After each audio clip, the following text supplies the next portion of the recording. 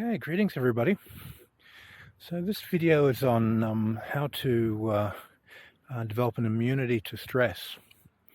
So when you're wanting to get your mind not to stick to a stress, your mental space has to be greater than the stress itself.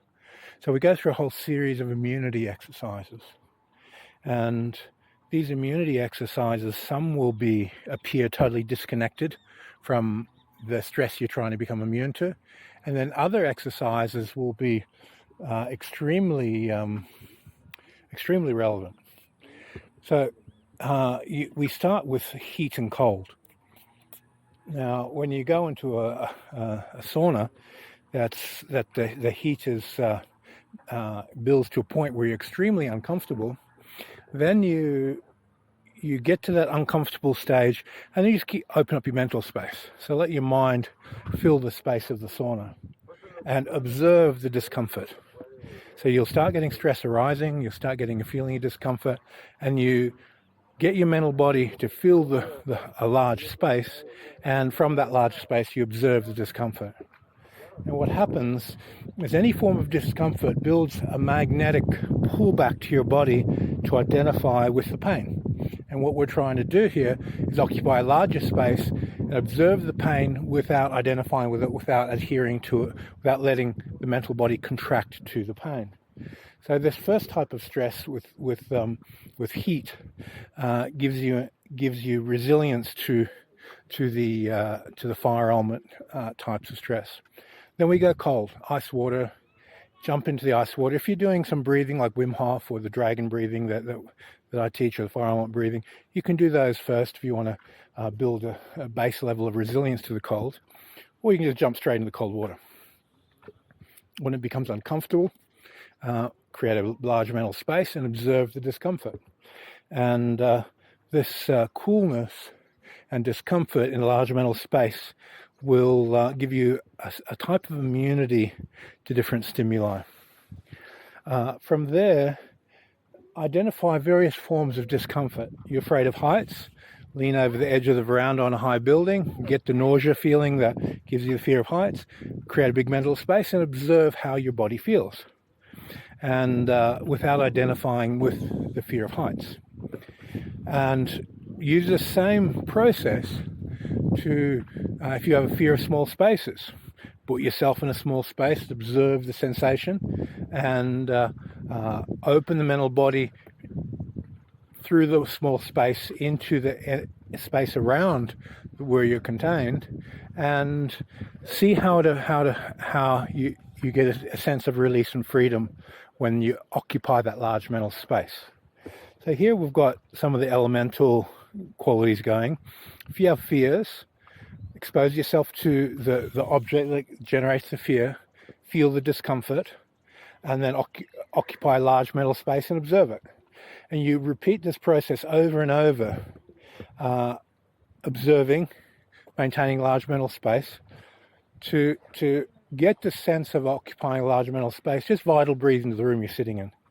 And the vital energy will pull the mind out and give you a sense of, that's how I open my mental body into a big space.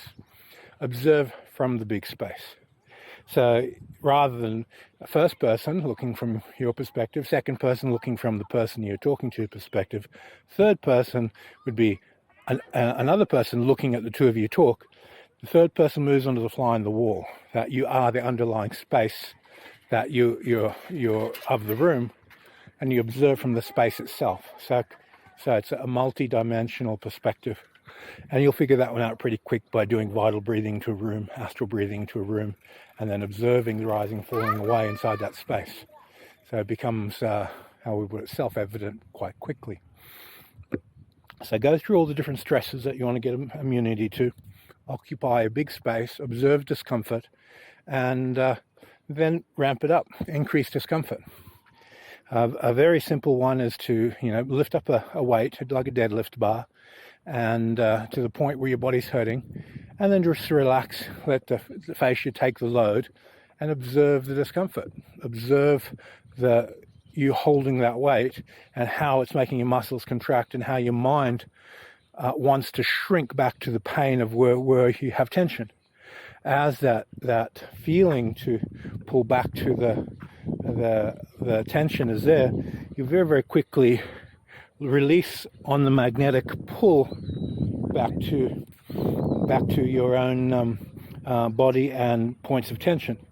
And you very quickly realize that any type of discomfort increases magnetism. That magnetism increases the electromagnetic charge in middle astral matrix, forces you to pull back. So it's that which you want to neutralize, that pullback. Once you've established the feeling of just how to keep your mental body open, the type of relaxation used to keep the mental body out is a reverse magnetism. You have 10 points pulling you in, you relax negative 10 points to keep you released out. So you're neutralizing the mental matrix. You're softening the astral matrix to keep the three bodies open. So this is a mind skill. Now, some people take it to the level of inflicting pain upon themselves and just observing the rising, falling of pain. I think the deadlift bar, put your body weight on the bar. You don't need to do a full deadlift. You'll need to lift the bar up a few inches, switch between the electric line and the magnetic line, and for a minute, and then put the bar down. Occupy larger mental space. Fill that mental space with energy. Keep your joints and body open, and train and connecting the fascia. So all these different types of stress shock techniques in a larger mental space gives you immunity to stress. The more you train it, the better you get. Okay, so what'll happen is you might get stress at work that arises, and you're so used to occupying a large mental space under high stress that the small amount of stress at work doesn't bother you. It can't touch your emotions. It can't touch your body. It's just your mind is open. It solves the problem and it moves forward. So through this method, you very, very quickly learn how to not only manage stress, but how to liberate your mind. If you're doing any type of sport, when you get to the edge of your peak performance and effort, keep your mental body open and then break through, move your awareness up to the next level.